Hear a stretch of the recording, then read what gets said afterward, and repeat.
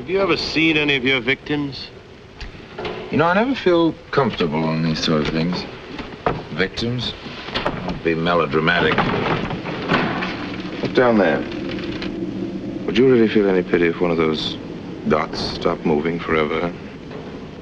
If I offered you 20,000 pounds for every dot that stopped, would you really, old man, tell me to keep my money? Or would you calculate how many dots you could afford to spend? Free of income tax, old man.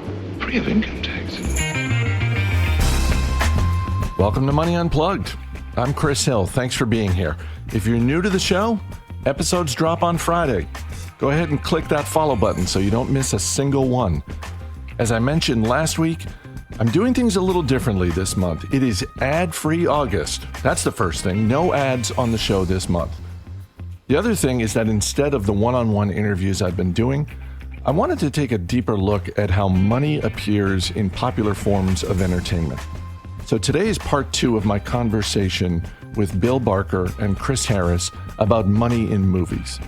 And not only was this a really fun conversation where we talked about movies that produced amazing returns for their investors and our favorite movie quotes about money, but also Chris Harris came to the table with information about how fake money is used as a prop in movies.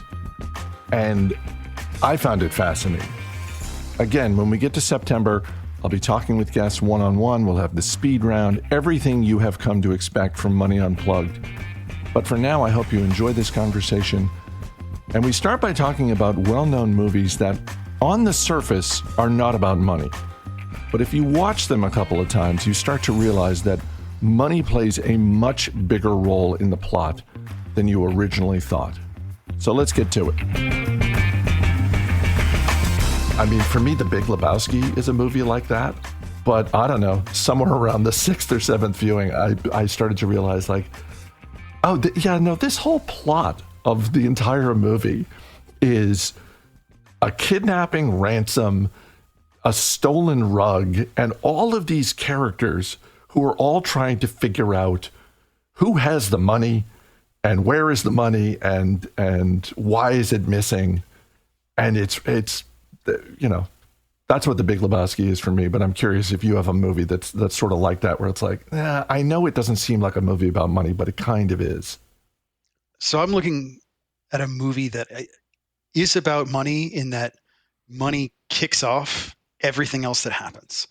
I mean, people talk about the movie in terms of money a lot, but not about the money in the movie, but because it's one of the biggest blockbusters of all time, Jaws. Jaws starts with, there is a shark in the water.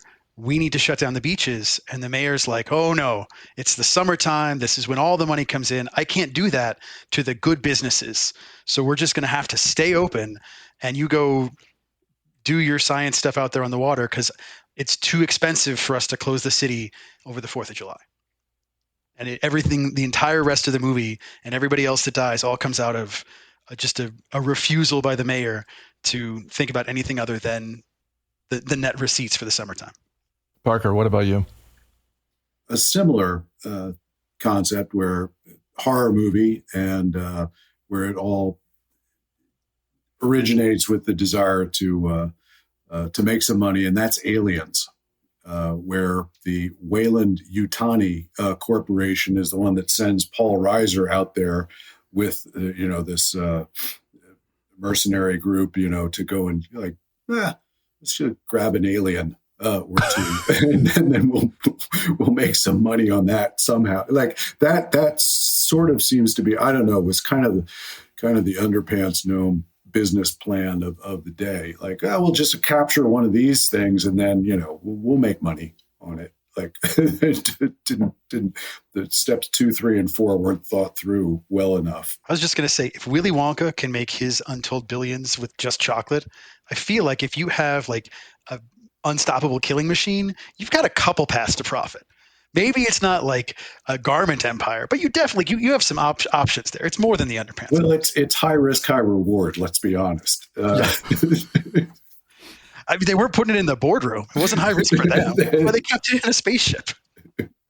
Before we go to the next category, Harris, you said something that reminded me. You were talking before we recorded about prop money, that you had read something about prop money, and you were about to tell me. I said, no. Let's just talk about it on the show. So what did you learn about prop money in movies? Prop money is it's super interesting to me because obviously, if you're shooting a scene that has like $500,000 or $1 million, you don't want to actually have $1 million on set. Like the bankers wouldn't give it to you. You need to have all the security. It would just be weird. You have to keep track of it all. So you want to have something that's fake, but you want it to look real on screen. And the problem is that making fake money that looks real is also a federal crime called counterfeiting. And so yes, it is. If you're in the business of movies, you have to find someone who will make you money that is almost counterfeit, but not so much that they or you go to jail. And so there's some companies that do it, and it's a fascinating thing because they have different tricks that they'll do. So if you'll see a stack of bills, the top one might be real and everything underneath it is colored paper. Or if people are doing close-ups with large amounts of money, they'll make bills that on the front look almost identical to a normal American $100 bill, but then on the back are blank. Or they'll be slightly too big, but you can't tell on camera, or slightly smaller, or just all these different things around what you can and can't include. They don't include any of the security features. So you can't tell on screen, but they won't have the holograms. If you hold them up to light, they won't do that stuff. And then there's kind of on the back end, like on the production side, there's a whole series of processes around what you do when you're done with the fake bills, because you don't want someone else to get them and then spend them, because that person would then be guilty of spending counterfeit money, and you would be guilty of supplying counterfeit money because that's what it was ultimately used for. So when on set, you try and keep track of all of it, and then when the production's over, you destroy all of it, and then have to go and buy more for your next production, essentially. Wow, they're not able, I'm just thinking about some of these bigger studios, they're not able to just securely keep some of the fake money that they've made? I mean, I suppose they could, but there's obviously a risk that comes with that. And that's really what it comes down to. It's cheaper to buy new money for your production than it is to just have a room full of looks very much like $100 bills, but you better not spend it or we all go to jail money.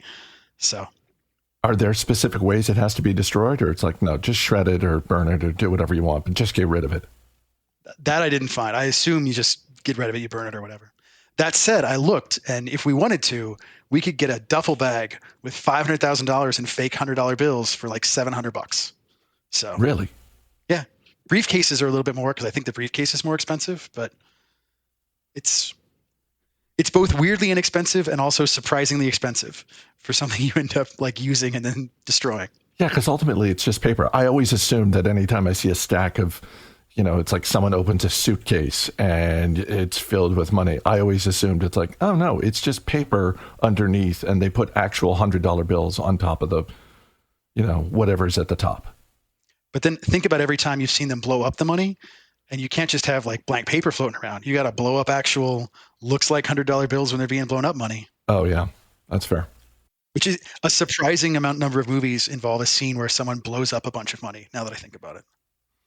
Yeah, or in The Dark Knight, burning an enormous stack of money. Speaking of money, there are certainly big budget flops out there, but there are also those low budget movies that just end up making a ton of money. I think about a movie like Clerks from Kevin Smith, which is a black and white movie, and he financed it with credit cards and also gas cards from back in the day, and took it to film festivals, sold it to Miramax, made a bunch of money off of that. And I've heard Kevin Smith talk before about sort of his approach to making movies is that like he doesn't want to be handed the keys to a massive franchise. He'd much rather just be like, no, just give me, a small amount of money. I'll make it on time, under budget, all that sort of thing. But in terms of ROI, Parker, do you have a favorite movie that has amazing return on investment? I think I'm contractually obligated, coming from Philadelphia, to mention Rocky, which was made for $1 million and made I don't know, 220 or something on the original one. And then, of course, that was just the beginning of the 17 Rocky movies that have been made since. Soon to be, I'm sure, a series on Netflix as well. But I'm going to go, because I do see that having an endpoint, despite the ability to extend it to Creed. I think you can only do that so many times. I think they'll still be making Mad Max movies in 25 years, 30 years. Completely by AI, of course, and it'll be like, I want Mad Max, but with Humphrey Bogart as Mad Max, and you just load that into your AI machine, and it'll do that for you, and that'll be great. That'll be a good movie. I'm going to take a patent on that idea right now. So I think that when I include all the future revenues, I think Mad Max is going to lap Rocky. And it was more the very first one, of course. I think that, The Road Warrior was the first movie that most of us got started on the franchise with, and then found out that it was a sequel to Mad Max. But Mad Max itself was made for not very much money. The Road Warrior was a significant investment. In your AI re-envisioning of Mad Max, who's going to play the Tina Turner role? Because you got to have Thunderdome in there somewhere. I think it's like Gwyneth Paltrow or something, in the AI. Just go really against type. Helen Mirren. Helen Mirren. I want Mad Max 2 Beyond Thunderdome with Humphrey Bogart and Helen Mirren. Yeah, I would vote for Dame Helen Mirren. Glinda in The Wizard of Oz, the original. I want her as that, something like that. Harris, what about you? Do you have a great ROI movie you love? So the list of great ROI movies is a lot of movies that are made on lower budgets. So a lot of horror movies get in there because it doesn't cost that much to put together a horror film. I like to think about ROI is people who set out to invest a real amount of money. They set out to make a big movie and it just went way bigger.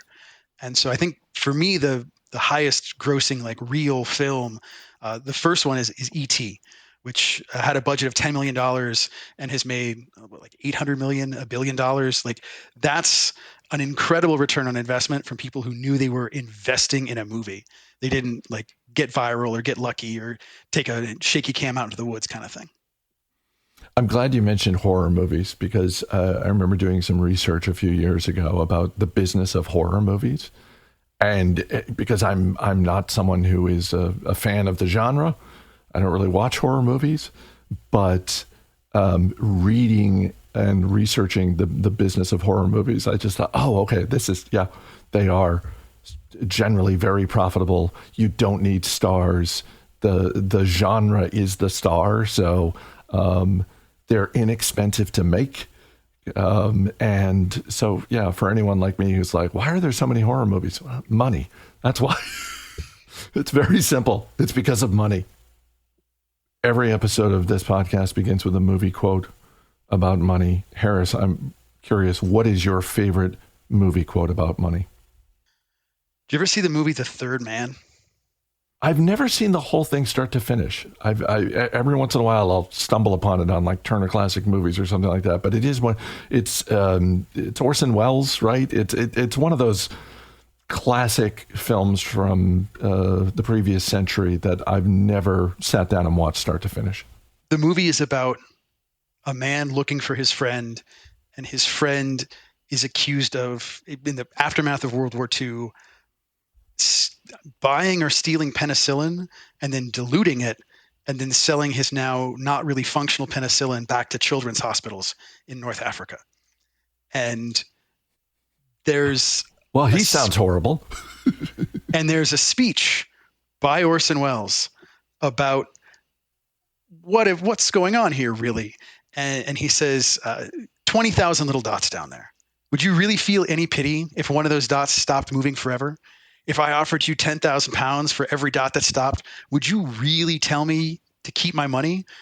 Or would you calculate how many dots you could afford to spare? Free of income tax, old man. Free of income tax. The only way you save money these days. Wow. That is amazing. It's so good. And I think Orson Welles is in the movie for all of 7 minutes, maybe 12 minutes at the very end. An hour and a half of the movie is this man is selling bad penicillin to children. And Orson Welles is there for his 7 minutes, and then he's gone. And you're like, maybe he had a point. I don't know. Like, I'm not saying he's a good person, but I understand why he's doing it. Yeah. Barker, what about you? It's tough. I don't have anything that stands out. I think the one that I would most refer to, probably most have used as a quote, would be "always be closing," which is basically about money. It's not, doesn't have the word money in it, but it's about that. And I think you can incorporate that into a lot of places in life, mostly ironically, but